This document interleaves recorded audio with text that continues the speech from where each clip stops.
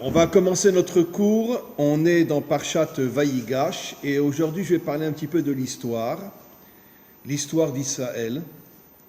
Et on va d'abord lire la Haftara, pas entièrement bien sûr, et après j'expliquerai. Vayidvar Hashem Ela il est mort. Hashem s'est adressé à Yecheskel, un grand prophète. Ve'ata ben Adam, toi, fils de l'homme, kar lecha etz echad, prends un arbre, enfin prends une branche d'arbre, uktav alav le Yehuda, velivne Israël, et marque sur cette branche d'arbre Yehuda et Bnei Israël chaverav, ses amis. Velakar etz echad, prends une autre branche, urtov, et écrit dessus le Yosef etz Ephraim vechol bet Israël. Tu écris sur l'autre branche, Yosef, Bet Israël, ses amis. Ephraim. Oui. Et pourquoi il ne parle pas de Ménaché? Parce que le premier roi d'Israël, Shaoul, était un descendant d'Ephraïm. C'est ce que disent les commentaires. Un descendant d'Ephraïm, Shaoul. Vekarov otam, rapproche-les, El Echad, Lecha, les Etz Echad, pour en faire une seule branche, Ve'ayu le'achadim beyadecha, et ils seront comme une branche dans ta main. Yosef et Yehuda. N'oublions pas que Yehuda a vendu Yosef. Je vais un peu plus loin. Ve'asiti otam le goy echad. Israël redeviendra un peuple un. Ba'aretz, quand il reviendra sur sa terre. Ou Melech echad yeh lekulam. Il n'y aura qu'un seul roi qui les dirigera, c'est le Melech HaMashiach. Ve'lo yeh od le shne goyim. Ils ne seront plus deux peuples séparés. Je vais expliquer. Ve'lo yechetzu od le shte mamlechot od. Et ça ne sera plus deux gouvernements différents. Ve'lo yitamu od begilulehem. Ils arrêteront d'être des idolâtres. Ou beshikutsehem, et de suivre toutes les horreurs de ce monde. Ou bechol pishehem, et toutes les fautes de ce monde. Veoshati otam, je les sauverai. Mikol meshvotehem ashechatu, dans tous les endroits où ils ont fauté. Vetiarti otam, je les purifierai. Veyouli le'am, ils redeviendront mon peuple. Ve'ani eye lahem l'Elohim, et je serai leur Dieu. Alors, il faut comprendre la chose suivante. On va remonter à... Merci beaucoup d'être là. Non, on vient de commencer. Et donc, on a lu la Haftara. Enfin, certaines parties de la Haftara. Il faut comprendre que tout a commencé avec le schisme entre les 10 tribus d'Israël et la tribu de Yehuda et Benyamin. En vérité, Jéroboam, l'une des plus grandes crapules de toute l'histoire d'Israël, Jéroboam était un descendant de Yosef. Donc normalement, Benyamin aurait dû se lier à lui, puisque Benyamin et Yosef sont les enfants de Rachel. Mais pourquoi Benyamin est resté avec Yehuda? Parce que le temple était construit sur le territoire de Benyamin. Et donc Benyamin ne voulait pas se séparer du temple, et donc il est resté avec Yehuda. Et normalement, comme c'est marqué dans le Talmud, je l'ai déjà expliqué, Jéroboam, avant de devenir roi des 10 tribus, était un chacham atsoum, un tzaddik atsoum. C'était un homme vraiment extraordinaire. C'est d'ailleurs la raison pour laquelle Hachem a choisi de le nommer à la tête des 10 tribus d'Israël. Mais une fois qu'il est devenu roi, il est tombé complètement. C'est le premier qui a refait rentrer l'idolâtrie dans le peuple juif. Les 2 veaux d'or, un à Beth-El et un dans la tribu de Dan. Il a aussi mis des soldats sur toute la frontière qui séparait les 10 tribus des tribus de Yehuda et Benyamin dans le but de massacrer toutes les familles qui voulaient se rendre au temple, hommes, femmes, enfants, nourrissons. Il a fait des massacres inimaginables. Et donc, il faut savoir maintenant, je vais raconter un petit peu l'histoire. Avant que... Oui. La question qui est Hachem a choisi pour être roi. C'est bien ça. Qui, Jéroboam? Oui. Comment se fait-il, lui, qui a une vision sur le temps, il n'a pas vu qu'il allait faire des catastrophes? Il l'a vu, mais n'oublions pas que l'homme a le libre arbitre. Et Hachem Moi, c'est ce que je t'ai demandé, comment Hachem, il n'a pas vu que c'était un... Il l'a vu, mais il ne rentre pas dans le libre arbitre des hommes. Il les laisse choisir. Ça nous coûte cher. Ça nous a coûté très très cher. Justement, je vais expliquer un petit peu.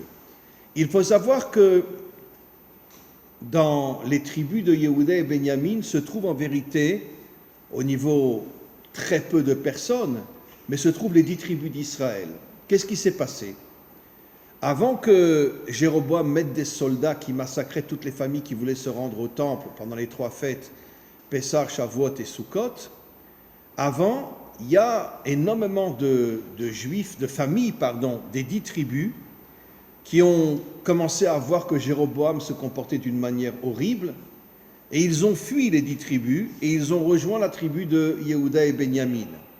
Ce qui veut dire qu'aujourd'hui, même si la majorité des Juifs sont ou de la tribu de Yehuda ou de la tribu de Benyamin, puisqu'on va parler des 10 tribus dans quelques instants, qui en grande partie ont disparu, mais il y a aussi parmi nous des représentants des 10 tribus d'Israël, qui sont peu nombreux, mais le peuple juif aujourd'hui, c'est pas seulement Yehuda et Benyamin, et les Kohanim bien évidemment, et les Lévi'im aussi, qui sont restés dans le temple, mais c'est aussi des représentants de toutes les tribus d'Israël. Maintenant, les 10 tribus d'Israël, qu'est-ce qu'elles sont devenues? En grande majorité, elles ont disparu. C'est Sancheriv qui a exilé les 10 tribus d'Israël, et ils sont partis dans les pays qu'on appelle aujourd'hui le Pakistan et l'Afghanistan. C'est dans ces pays qu'ils sont partis. D'ailleurs, je l'ai déjà dit, mais vous savez que les Pashtuns, les talibans, sont des descendants des 10 tribus d'Israël. J'espère qu'un jour, ils viendront chez nous dans notre armée, parce que c'est des sacrés guerriers. Ah ben non, c'est des gens bien. Bon, je ne sais pas s'ils redeviendront juifs, parce que c'est des vrais musulmans. Mais sachez qu'ils se circoncient à l'âge de 8 jours. Ils ne touchent pas leurs femmes pendant la période des règles. Ils ont certaines lois qu'ils ont gardées, des lois juives qu'ils ont gardées en eux, parce qu'ils viennent des 10 tribus, les talibans. Et donc, une grande partie des 10 tribus se sont complètement assimilées et ont complètement disparu, ce qui veut dire que peut-être que le Mashiach les reconvertira, je ne sais pas, mais en tous les cas, j'imagine que le Mashiach forcément retrouvera les tribus perdues. Mais sachez qu'une partie des 10 tribus sont parties en Occident. Et c'est ce qu'on appelle les Ashkenazim, à l'origine. Beaucoup sont partis en Inde, énormément sont partis en Inde, sont partis au Japon, sont partis en Chine, sont partis dans tous les pays asiatiques, se sont complètement assimilés. D'ailleurs, le mot samouraï vient du mot shomrim. C'était les shomrim des dirigeants japonais, on les a appelés les samouraïs.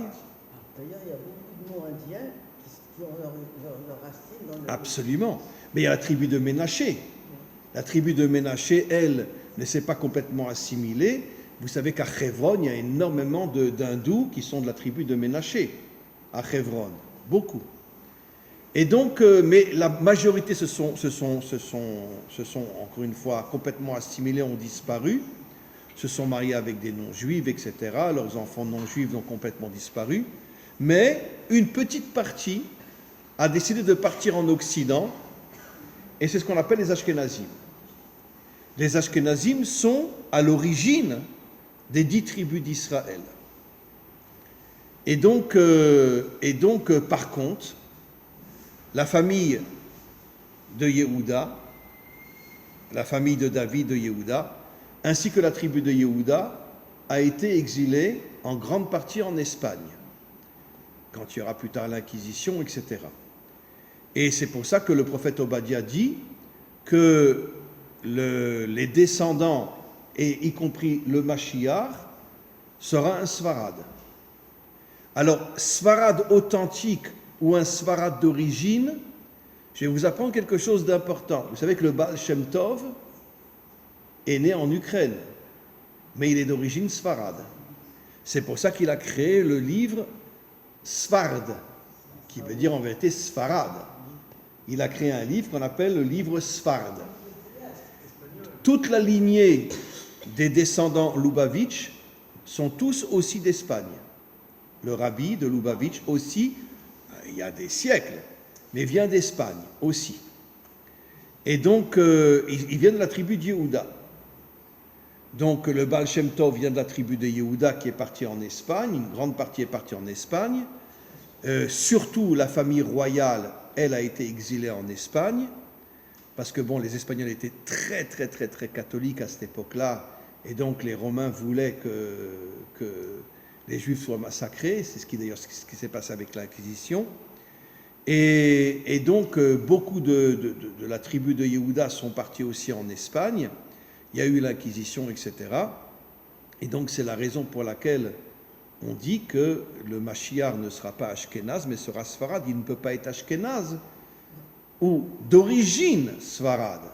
Peut-être qu'aujourd'hui, il sera Ashkénaze, mais ses origines sont Sfarad. Comme le Baal Shem Tov est né en Ukraine, c'est un Ashkénaze. Mais d'un autre côté, ses origines sont Sfarad.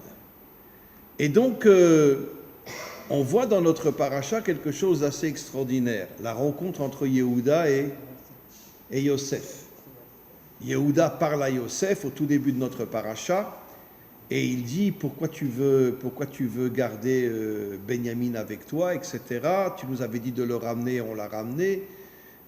Toute cette histoire qu'il avait pris quelque chose à toi, qu'il a caché dans son sac, on n'y croit pas, c'est absolument impossible. Et il lui fait un remède comme quoi c'est toi qui as mis dans le sac de Benjamin la chose pour pouvoir le garder avec toi. Et finalement, Yosef explose, il se met à pleurer, il embrasse ses frères, il embrasse Benjamin, etc. Et il se dévoile, il dit voilà, je suis Yosef.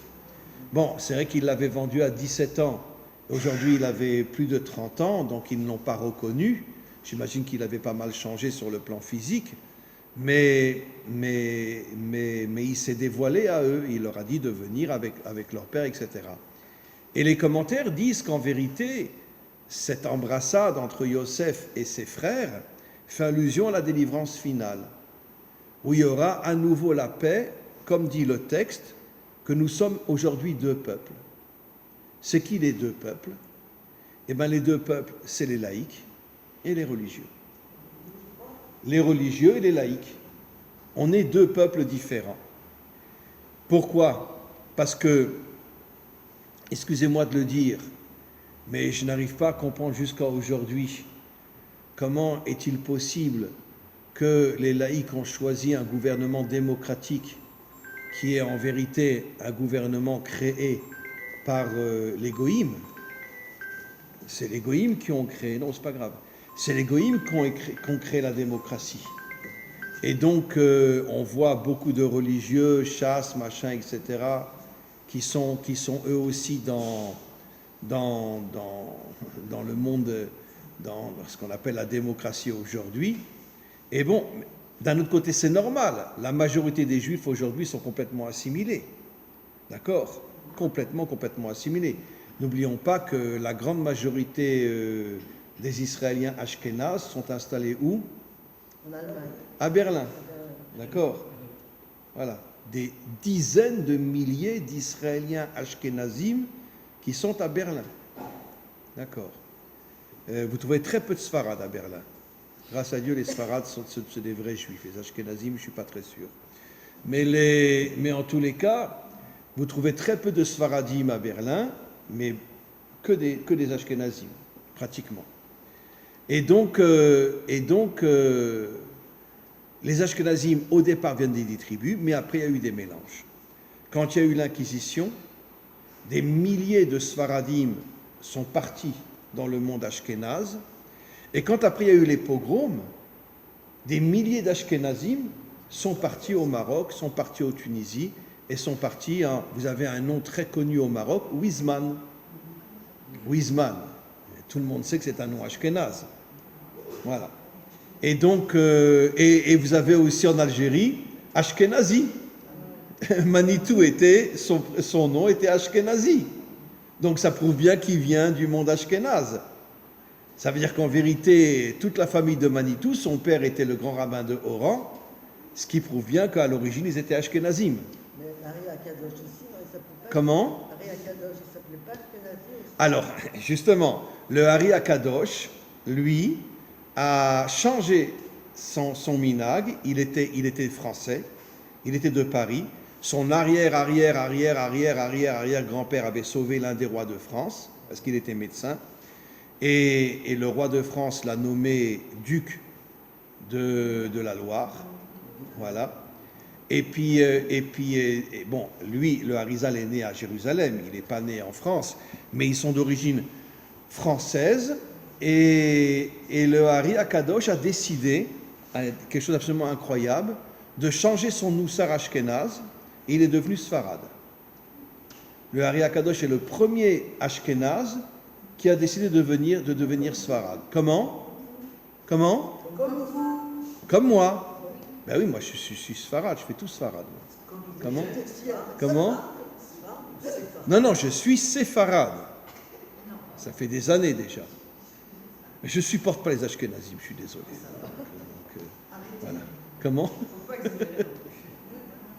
Bon, écoutez, je préfère être Sfarad qu'Ashkenaz. Voilà. En tout cas, moi, je fais tout comme les Sfarad. Tout, absolument tout. Je prie Sfarad, quand je mets les tefilines du bras, je suis assis, comme les Sfaradim, etc. Et je fais tout Sfarad, mais depuis des années et des années. Comment? J'avoue que je ne suis pas arrivé à changer mon caractère ashkénaze, c'est vrai. Vous avez parfaitement raison. Je reste pessimiste comme les ashkénazim, mais je fais les halachot sfarad. Voilà. Voilà.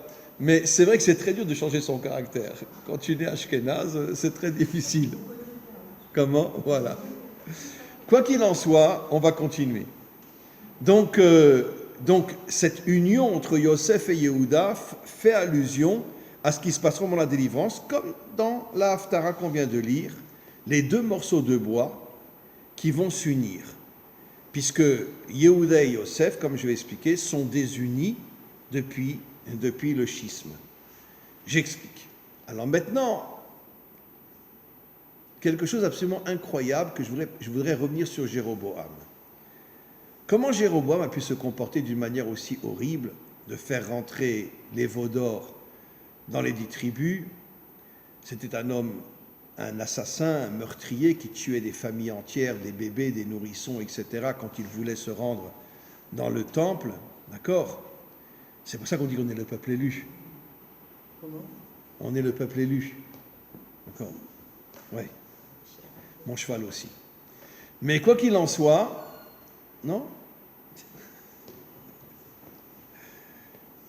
J'ai déjà dit, le mot peuple élu n'existe pas dans la Torah. C'est les Romains qui ont traduit peuple élu. C'est le peuple choisi, on n'est pas le peuple élu. On est choisi, comme les 70 nations aussi ont un rôle à jouer, etc. Mais quoi qu'il en soit, il y a une question. Pourquoi Jéroboam, et c'est les commentaires qui expliquent quelque chose d'absolument fabuleux, qui était un tzaddik, qui était un chacham, au point que nos maîtres disent dans le Talmud que tous les chachamim de son temps étaient comme l'herbe qui pousse au pied d'un palmier. Ça veut dire qu'il était des milliers de fois plus chacham que tous les chachamim de son époque. En plus, c'était un vrai tzaddik. Il devient roi des 10 tribus, il change complètement. Et alors certains commentaires expliquent une chose extraordinaire. Ils disent qu'en vérité, que Jéroboam voulait se détacher entièrement de la tribu de Yehuda et de Benyamin. Il voulait qu'il ne reste que les 10 tribus d'Israël. Il ne voulait plus Yehuda et Benyamin. Pourquoi? Enfin, surtout Yehuda. Pourquoi? Parce que lui portait dans son cœur la souffrance que son arrière-grand-père avait vécue, qu'il avait été vendu par Yehuda.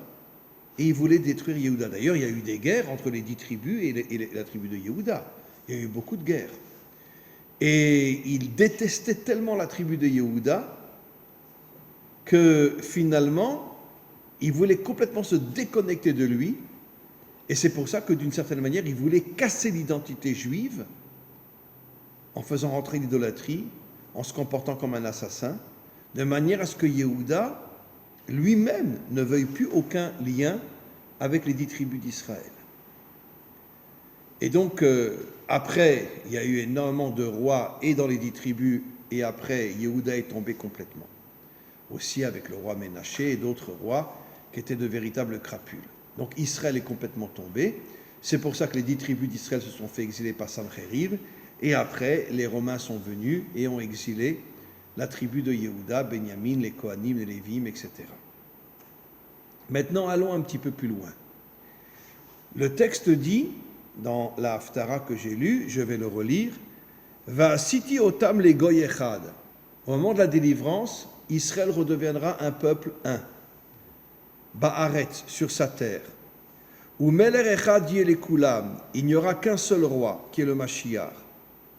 Velo yu'od le shne goyim. Ils ne seront plus deux peuples séparés. Velo yechatsu od. Ils ne seront pas séparés. Les shte mamlachot, dans deux États. Alors, à quoi ça fait allusion? En vérité, Yosef est un tzaddik. Yehuda, c'est la malchut. Yosef, tzaddik, c'est la Torah. Yehuda, malchut, c'est le monde d'en bas. Le gouvernement et le monde d'en bas. La malchut d'Israël est complètement tombée. Complètement tombée. Elle est complètement aujourd'hui, elle est entièrement chilonite. D'accord? Même Bibi est chiloni complètement. D'accord? Et je ne sais pas quand il est en Chutz Laaretz s'il mange du porc ou pas. Ça ne m'étonnerait pas qu'il en mange. Mais quoi qu'il en soit, peut-être pas, mais en tout cas, c'est sûr qu'il ne mange pas cachère, même chez lui à la maison, ça c'est certain. Mais quoi qu'il en soit, la malchoute d'Israël est complètement tombée, elle est devenue complètement chilonite.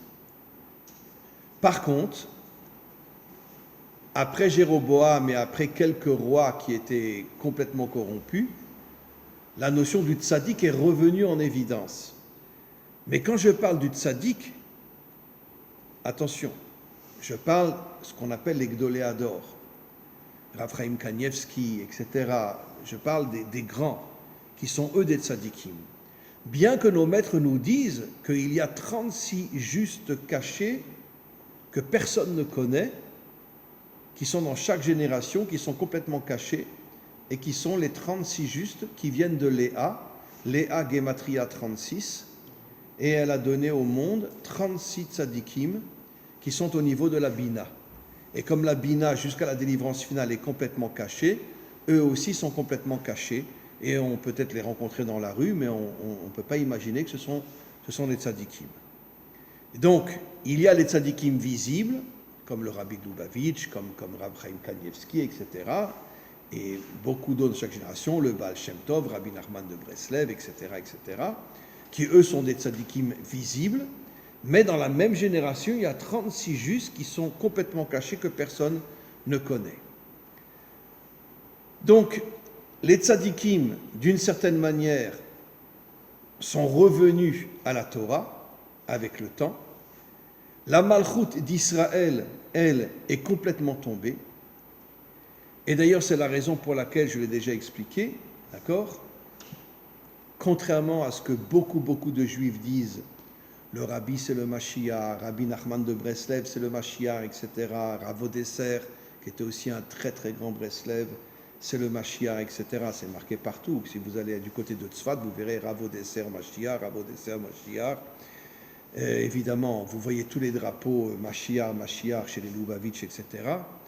Et une chose est sûre et certaine, le Mashiach, au départ, ne sera pas un tzaddik. Ça sera un Baal Teshuva. Et pourquoi? Parce que le Midrash dit clairement que ce monde a été créé pour la Teshuvah. C'est sûr qu'il y a des tzadikim, mais je vais expliquer quel est le rôle des tzadikim. Mais le monde a été créé pour la Teshuvah. Et donc, le Mashiach, au départ, comme il appartient à la Malchut d'Israël et que la Malchut est complètement tombée, ça sera sans doute quelqu'un qui, dans sa jeunesse, ne sera pas quelqu'un de religieux. Mais après, il va avoir un réveil inimaginable en lui, il va monter et devenir le Mashiach. C'est pour ça que nos maîtres nous disent que le Baal Teshuvah est plus grand que le Tzadik Gamour. Le Baal Teshuvah est plus grand que le Tzadik Gamour. Comment c'est possible? Pourquoi? Parce que transformer le mal en bien est beaucoup plus difficile que de rester dans le bien. Et donc le Tzadik, lui, il reste dans le bien, comme Yosef à Tzadik, il n'est jamais tombé, mais dès le départ, c'était un Tzadik. Tandis que le Baal Teshuvah, lui, transforme le mal en bien, qui est un travail énorme, un travail extrêmement... Comment? Yehuda, il a donné l'exemple en faisant ça. Bien sûr, mais Yehuda est complètement tombé lui aussi. Il s'est marié avec une Cananéenne. Et puis après, il a été avec sa belle-fille qui croyait être une prostituée. Yehuda est complètement tombé aussi, parce que Yehuda représente la Malchut d'Israël. Et la Malchut d'Israël tombe dans la matérialité, elle tombe complètement. Par contre, Yosef, lui, même en Égypte, il est toujours resté un tzaddik. Alors maintenant, comment on appelle le tzaddik? Je vais lire le verset, vous allez voir, regardez.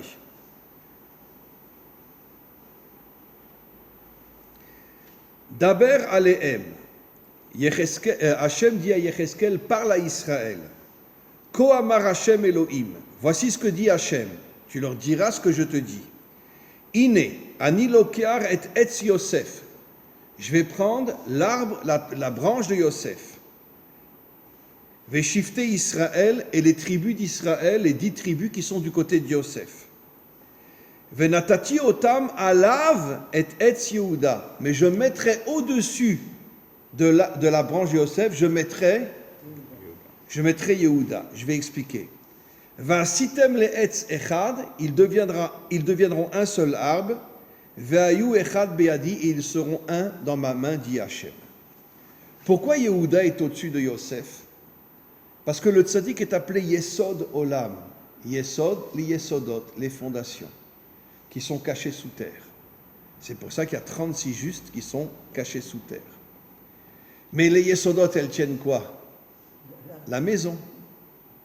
Et la Malchut est appelée la maison. Et donc Yehuda est au-dessus de Yosef, mais Yehuda prend conscience qu'il ne tient que grâce à Yosef. En vérité, qui tient le Mashiach? Mashiach ben Yosef. C'est lui qui le tient. Et donc, le Mashiach représente la maison d'Hachem, ce qu'on appelle le Beth Amikdash. Regardez, c'est ce qui a marqué ici. Le dernier verset de la Haftara. Ve'aya mishkani alehem, je mettrai mon mishkan dans le peuple juif. Va'iti lahem l'Elohim, je serai leur Dieu. Ve'ema yuli le'am, et après qu'ils auront fait Teshuvah, ils seront mon peuple. Ve'yedu agoyim, et tous les peuples seront, les goyim, qui a ni Hachem, que je suis Hachem, mais Kadesh et Israël. Et comment je sanctifie Israël? Beyot mikdashi betocham, en mettant mon Bet Amikdash au milieu d'eux. Ce qui veut dire que le Bet Amikdash représente la maison d'Hachem. Mais il tient sur quoi? Sur le tzaddik. Alors maintenant, essayons de comprendre la différence entre le tzaddik et le Meler. Je parle ici du Meler HaMashiach ou d'un Meler comme le roi David, etc., comme Chizkiyahu HaMeler, qui étaient de bons rois. Quelle est la différence entre un tzaddik et un Meler? On dit que le tzaddik, c'est les Yesodot. Il est caché. Tandis que la maison, elle est visible. Quand on achète une maison, on ne demande pas à l'architecte, on voudrait voir les Yesodot. On s'en fiche des Yesodot. On sait que la maison, elle tient sur les Yesodot. Mais la maison, elle est visible, les Yesodot, ils sont cachés. En vérité, le tzaddik authentique, c'est un tzaddik caché. Ça veut dire que même s'il est visible, Et je vais donner un exemple. Prenons l'exemple du Rabbi Lubavitch. D'accord? Il était visible. Mais en vérité, la grande majorité de sa vie était complètement cachée. C'est un homme complètement caché. N'oublions pas qu'il a étudié quand même pendant 6 ans à la Sorbonne. Vous imaginez un tzaddik qui apprend 6 ans à la Sorbonne? C'est le seul, l'unique dans toute l'histoire d'Israël qui a osé étudier dans une université goy. Il voulait devenir ingénieur. Et quand il est parti en Amérique, il est devenu ingénieur. Il ne prenait pas un centime de toutes les troumottes que les Juifs faisaient au Chabad. Il vivait de sa parnassa, il était ingénieur. Il a construit des ponts, il a construit des routes, etc. Il vivait de ça. Bon, jusqu'à un certain âge, après il était à la retraite. Mais une grande partie de sa vie était complètement cachée. D'accord? Je suis sûr qu'il y a beaucoup de Lubavitch qui ne savent même pas qu'il a étudié à la Sorbonne. Comment? Parce que c'était un tzaddik authentique. Il voulait lier le monde d'en haut avec le monde d'en bas. Comme Yosef. Comment? Parce que le rabbi dit que la délivrance viendra de France. Et c'est pour ça qu'il est parti en France pour préparer la délivrance finale. D'accord. Ben nous, on est Français, on est contents. Hein. La délivrance viendra de France. Le rabbi l'a dit clairement dans un Mahamar que la délivrance viendra de France. C'est assez... Comment? Et c'est marqué à la fin du prophète Obadiah, que quand les Juifs reviendront de France, Ve'aïta l'Hashem Amloucha, Dieu régnera et se dévoilera. Donc ça veut dire que la France a un rôle énorme. D'accord? Comment? Non, c'est pas pour demain, mais écoutez, ça peut être après-demain. Voilà. On continue. En tout cas, le rabbi, alors, même si le rabbi était voilé, était visible, mais en vérité, une grande partie de son être était complètement cachée. Comme Rabbi Nachman de Breslev, etc. Eux aussi, c'était des êtres qui avaient, on pourrait dire une histoire intérieure que personne ne connaissait. Il y a une histoire que j'ai déjà racontée, mais vous savez que Rabbi Nachman est mort à 38 ans. Il a perdu, je crois, 2 femmes, tous ses enfants pratiquement, et tous ses petits-enfants. À cette époque-là, il y avait des épidémies qui ravageaient le monde, et surtout le monde juif. Donc, il était pratiquement tout le temps en Shiva, tout le temps en deuil. Et lui-même est mort d'une épidémie à l'âge de 38 ans. Un jour, il voit Rabbi Nathan arriver pour le consoler, et il lui dit, viens, d'accord. Et il voit Rabbi Nathan et il lui dit, tu ne peux pas savoir, j'ai envie de me lever, j'ai envie de danser, j'ai envie d'avoir une vraie simcha quand je te vois toi, Rabbi Nathan. Alors Rabbi Nathan ne comprenait pas, il lui dit, mais Rabbi, vous êtes en deuil, d'accord. Alors il lui a répondu, c'est marqué dans Rabbi Nathan qu'il a écrit, juste mon extériorité est en deuil, mais j'ai une telle émouna en Hachem, en moi, que j'ai une simcha inimaginable en moi, parce que je lui fais confiance. Je ne comprends pas pourquoi j'ai perdu mes femmes, je ne comprends pas pourquoi j'ai perdu mes enfants, j'ai perdu mes petits-enfants, mais je lui fais confiance. Parce que j'ai une émouna qui est au-dessus de la raison. Et elle crée en moi une simcha qui fait que quand je te vois, j'ai envie de danser avec toi. Comme ça, Rabbi Nathan a écrit dans Yememora, moi je ne sais même pas plus son livre, mais il a écrit ça. En tout cas, même les tzadikim visibles ont une grande partie en eux qui est complètement cachée. Alors ceux qui ne sont pas visibles du tout, alors eux, ils sont complètement cachés. Ça veut dire que le tzadik, en vérité, même le tzadik visible, c'est un homme caché. Alors, tandis que le roi, lui, c'est un homme qui est complètement dévoilé, puisqu'il dirige le peuple, etc. Et il est complètement dévoilé. Mais essayons de comprendre maintenant pourquoi un tzaddik se cache et pourquoi un roi se dévoile. La réponse est magnifique. Nos maîtres expliquent parce que le tzaddik, il vit dans son intériorité. Et je vais vous montrer quelque chose d'absolument incroyable. Il vit dans son intériorité. Il refuse de vivre dans l'extériorité. Par contre, le roi, lui, vit entièrement dans l'extériorité. Et pourquoi le roi, lui, est soutenu par le tzaddik? c'est l'union entre l'intériorité et l'extériorité. Maintenant, regardez le verset. Regardez. Au sujet de Yosef, il est dit, Yosef qui est le tzaddik. Vekatuv alav Yosef, écrit sur sa branche Yosef, Vechol bet Israël chaverav. Alors que sur Yehuda c'est marqué Velivne Israël, et sur Yosef c'est marqué Bet Israël. Qu'est-ce que disent nos maîtres? Beito zu ishto. Beito zu ishto. La maison d'un homme, c'est sa femme. Or, la maison, c'est l'intériorité de l'homme. Puisque l'homme, pas aujourd'hui, les femmes travaillent, mais jusqu'à il y a encore 50, 60 ans, les femmes étaient tout le temps à la maison et l'homme sortait dans l'extériorité de ce monde. Il rentrait après dans l'intériorité de ce monde qui représente sa femme, Beito zu ishto. Et alors maintenant, pourquoi sur Yosef il est dit Bet Israël? Pour nous faire comprendre que le tzaddik, c'est comme une femme. Ça veut dire, c'est la tsniout, la pudeur. Il est caché complètement. Complètement caché. Et les vrais tzaddikim sont complètement cachés. Comme Raphaël Kanievski, comme son père, le Stipler, etc. Qui étaient des gens, vraiment, on le voyait. Bon, moi j'ai eu la chance de connaître le Stipler, le père du Rav Chaim Kanievski, quand j'étais à Bnei Brak il y a plus de 40 ans. Et je l'ai connu, j'étais chez lui, etc. Mais c'était un homme qui ne sortait pas, qui ne se montrait pas, qui restait vraiment chez lui, quoi. Mais j'imagine qu'il faisait des choses absolument incroyables, des prières pour le Ham Israël, des choses absolument incroyables. Mais il vivait caché. Il vivait caché. Donc le tzaddik, c'est l'intériorité. Le meler, c'est l'extériorité. Pourquoi la malchoute d'Israël est complètement tombée? Parce que l'extériorité nous fait tomber. L'extériorité, c'est quoi?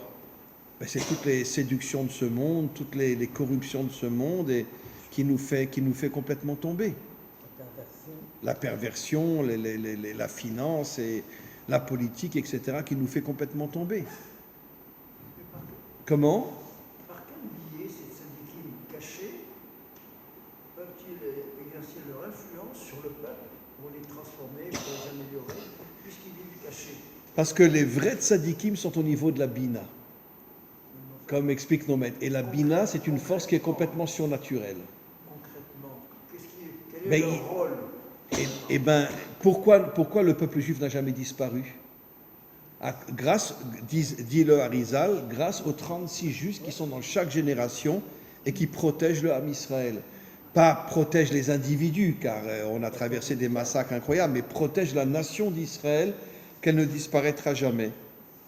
Grâce aux 36 justes qui sont cachés, qui dégagent des énergies, des forces inimaginables, parce qu'ils sont connectés à la Bina, qui est au-dessus de ce monde et qui dégagent des énergies, des forces absolument incroyables. Est-ce que ces 36 justes se trouvent dans le monde ou en Israël? Uniquement en Israël. Alors, il y a des commentaires qui disent que la majorité est en Israël, la minorité est en Chutz La'aretz, d'accord? Mais la majorité se trouve en Israël. La majorité des 36 justes se trouve en Israël. Peut-être 30 sur les 36 et 6 qui sont éparpillés dans le monde. Peut-être. Je ne sais pas. Nos maîtres ne disent pas combien sont en Israël, mais ils disent la majorité des 36 justes sont en Israël et la minorité sont en Chutz La'aretz pour protéger les Juifs. Pas protéger l'individu juif, mais protéger les Juifs qui ne disparaissent pas complètement. Voilà. Et donc, c'est pour ça qu'il y a... Le Baal Shem Tov était... Vous savez que le Baal Shem Tov, jusqu'à l'âge de 40 ans, je crois même plus, il était complètement caché. Il n'avait pas le droit de se dévoiler. Non, il avait... Son maître lui avait interdit de se dévoiler. Ah bon, après, il s'est dévoilé pour fonder la Chassidoute, mais il était complètement caché lui aussi pendant des années. C'était un tzaddik nistar, qui faisait peut-être partie des 36 tzaddikim, peut-être. Alors maintenant, je voudrais conclure, parce qu'il faut que j'y aille, sur le Mashiach lui-même. Le Mashiach sera un roi, comme c'est marqué ici. Ve'avdi David melech alehem. Mais c'est pas David, c'est le Mashiach, disent tous les commentaires. Pourquoi on l'appelle David? Parce que David est le modèle du Mashiach, donc on l'appelle David. puisque David, comme on dit, Chai Vekayam, c'est le modèle de tout Israël. Maintenant, le Mashiach lui-même sera un roi. Donc, est-ce qu'il sera dans l'extériorité? Nos maîtres disent, bon, c'est un code, c'est pas pour l'aide, il vient sur un âne. Âne, Chamor, Chomer, la matière. Ça veut dire que le Mashiach est connecté à la matière. Mais d'un autre côté, comme j'ai déjà expliqué, Mashiach c'est Shem Chai, Chaya Yechida, les deux niveaux les plus hauts de l'âme. Ce qui veut dire que le Mashiach va arriver à connecter les deux niveaux les plus hauts de l'âme avec la matière. Chose que pratiquement, à part David, aucun roi n'est arrivé à faire une chose pareille, connecter les deux niveaux les plus hauts de l'âme avec la matière. Mais on va aller plus loin encore.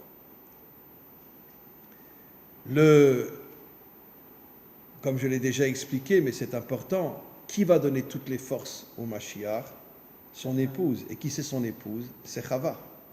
Puisqu'en vérité, le Mashiach, c'est la réincarnation de Chava et Adam, qui viennent pour réparer leurs fautes.